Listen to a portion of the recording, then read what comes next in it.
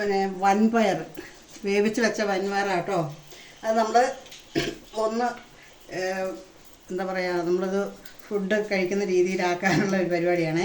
അപ്പം ഞാൻ ചെയ്യുന്ന രീതിയാണ് ഞാനിവിടെ കാണിച്ചു തരുന്നത്. കുറച്ച് മഞ്ഞൾപ്പൊടി ഇട്ടു, മുളക് ഇട്ടു, കുറച്ച് ഉള്ളി ഇട്ടു, ഒരു 3-4 വെളുത്തുള്ളി, പിന്നെ തേങ്ങ, ഇതെല്ലാം കൂടി ഒന്ന് നമ്മളൊന്ന് ക്രഷ് ചെയ്യുക കേട്ടോ. ചെറുതായിട്ടൊന്ന് ക്രഷ് ചെയ്യുന്നുണ്ട്, വെള്ളമൊന്നും ചേർക്കുകയില്ല. അങ്ങനെ ക്രഷ് ചെയ്തിട്ട് ഇപ്പോൾ വരാം കേട്ടോ. ഇപ്പോൾ ഞങ്ങൾ ചട്ടി അടുപ്പിൽ വെച്ചിട്ടുണ്ട്.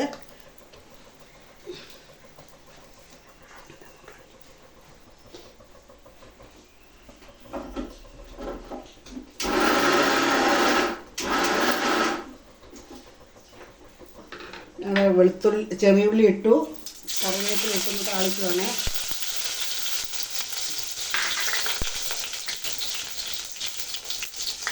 അതിലേക്ക് അതൊന്ന് മൂത്ത് വരട്ടെ. മൂത്ത് വരുമ്പോൾ നമുക്ക് ഇതിനകത്തേക്ക് ക്രഷ് ചെയ്ത് നമ്മുടെ അരപ്പിടണം. അതിന് മുമ്പ് ഇത്തിരി ഉപ്പ് അതിലേക്ക് ഒഴിക്കുക കേട്ടോ.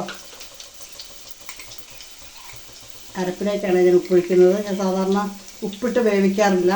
അധികം പേര് ഉപ്പിട്ട് വേവിക്കുന്നത് കാണാം. പക്ഷേ ഉപ്പ് ഇവിടെ അധികം വേണ്ടാത്തത് കൊണ്ടും ഉപ്പ് നമ്മുടെ ശരീരത്തിൽ ചെന്നാൽ നമുക്ക് കുറേ ദോഷങ്ങളുണ്ട്. അപ്പോൾ അത് നമ്മുടെ ഇതിൻ്റെ ദോഷഫലം, പ്രഷർ കൂടുക, അങ്ങനെയുള്ള കുറേ പ്രോബ്ലംസ് ഉണ്ട്. അത് കുറയ്ക്കാൻ വേണ്ടിയിട്ടാണ് ഞാനിങ്ങനെ അരപ്പിനകത്ത് ഉപ്പിട്ട് ചേർക്കുന്നത്. കാരണം ഉപ്പിട്ട് വേവിക്കുക പലരും ചെയ്യുന്നത് കാണാം. ഉപ്പിട്ട് വേവിക്കുന്നത്, ഉപ്പിട്ട് വെക്കുക, ഉപ്പിട്ട് വേവിക്കുക, അതൊക്കെ എന്നെ സംബന്ധിച്ചിടത്തോളം എനിക്ക് അത്രയൊരു താല്പര്യമുള്ള കാര്യമല്ല. അതുകൊണ്ടാണ് നമ്മളുടെ വേവിച്ച് വെച്ച പയർ കേട്ടോ ഇടുവാണേ.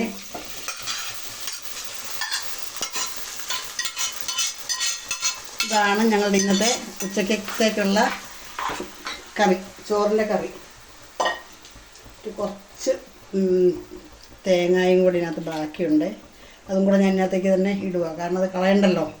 നമ്മൾ എത്ര സൂക്ഷിക്കുന്നോ അത്രയും നല്ലതല്ലേ. സൂക്ഷം വളരെ നല്ലതാണ്. അതുകൊണ്ട് കളയാറില്ല.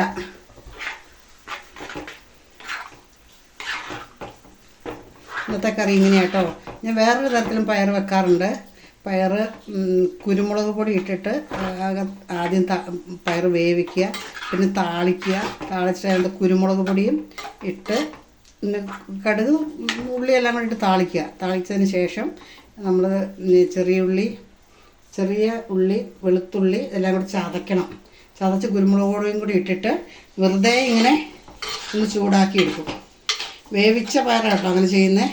ഇത് വേറെ ടൈപ്പ്. അതിപ്പം ചോറിനൊക്കെ ഒന്ന് കുറച്ച് ചാറാക്കി, ഇത് കുറച്ചും കൂടെ ഒരു വെള്ളമാക്കി ചാറാക്കി എടുക്കുകയാണെങ്കിൽ നമുക്കിത് പുട്ടിനും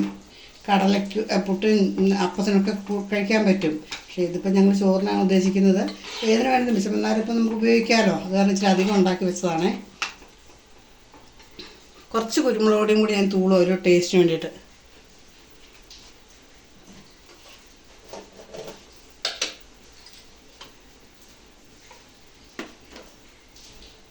ഇത് നല്ലതാട്ടോ. നമുക്ക് ഗ്യാസ് കെട്ടാതിരിക്കാൻ ഒക്കെ വെളുത്തുള്ളിയൊക്കെ ചേർക്കുമ്പോൾ നമുക്ക് ഗ്യാസ് കിട്ടും. പയറിന് ഗ്യാസാന്നൊക്കെ എല്ലാവരും പറയാറില്ലേ.